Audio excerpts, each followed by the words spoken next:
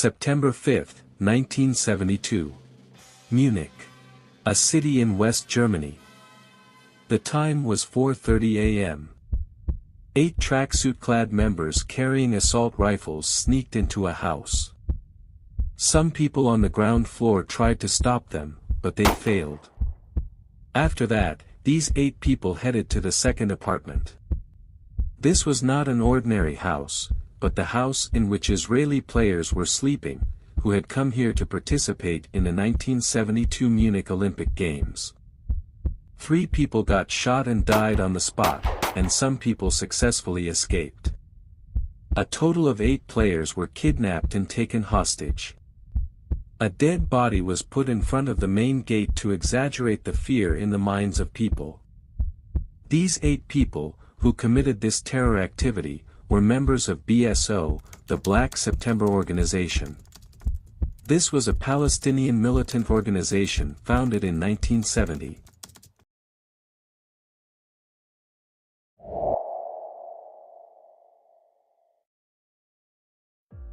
As soon as the authorities learned about this hostage, negotiations started.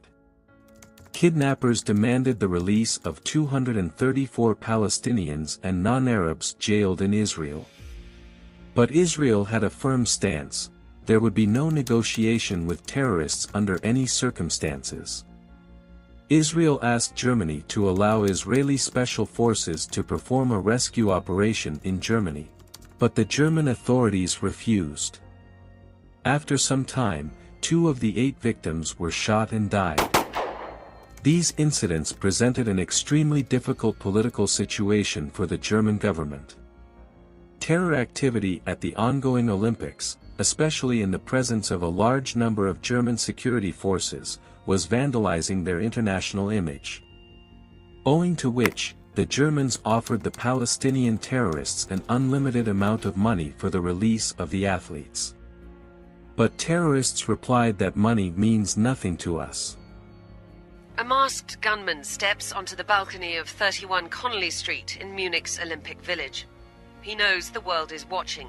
Hundreds of TV cameras in place to cover the Olympic Games, now trained on this window. Inside, 2 Israeli athletes are dead.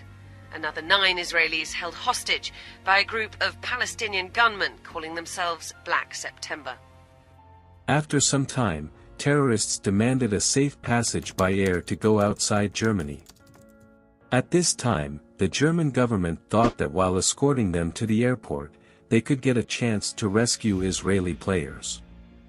The German government agreed.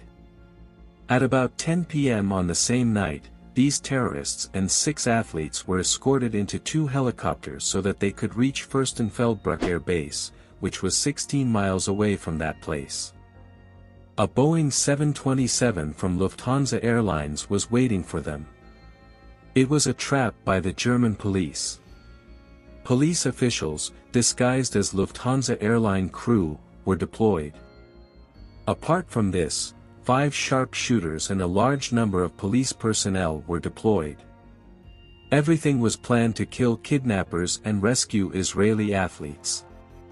At 10:30 p.m., 2 helicopters carrying terrorists and athletes landed at Fürstenfeldbruck Air Base.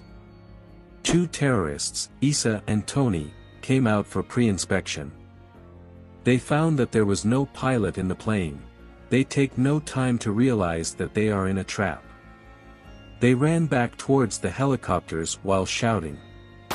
A bullet fired by the sniper hit Tony's leg.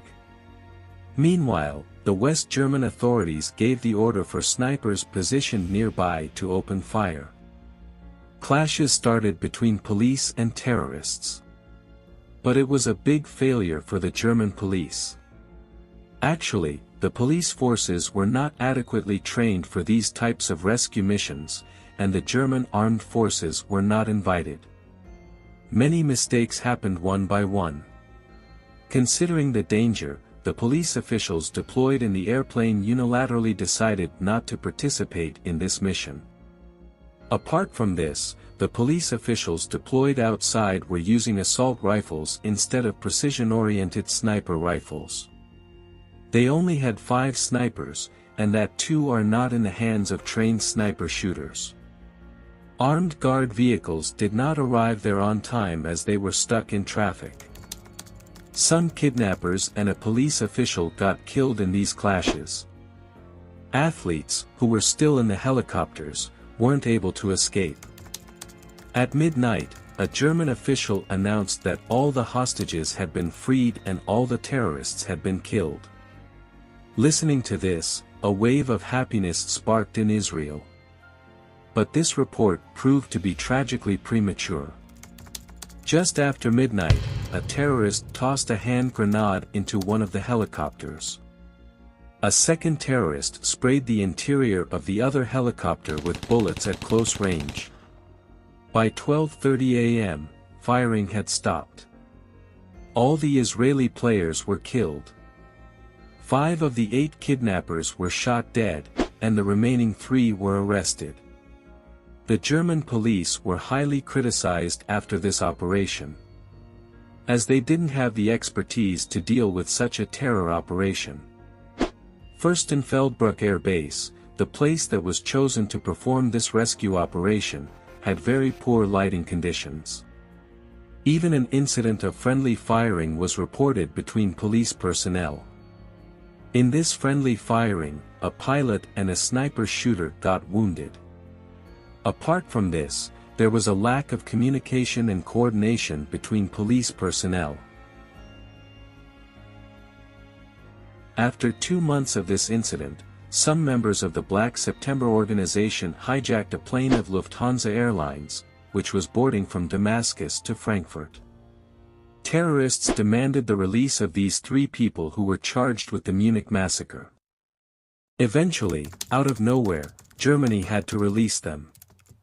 The terrorists were taken abroad, which then flew to Tripoli, Libya, where the passengers and crew were released and the terrorists were welcomed as heroes of the Munich operation.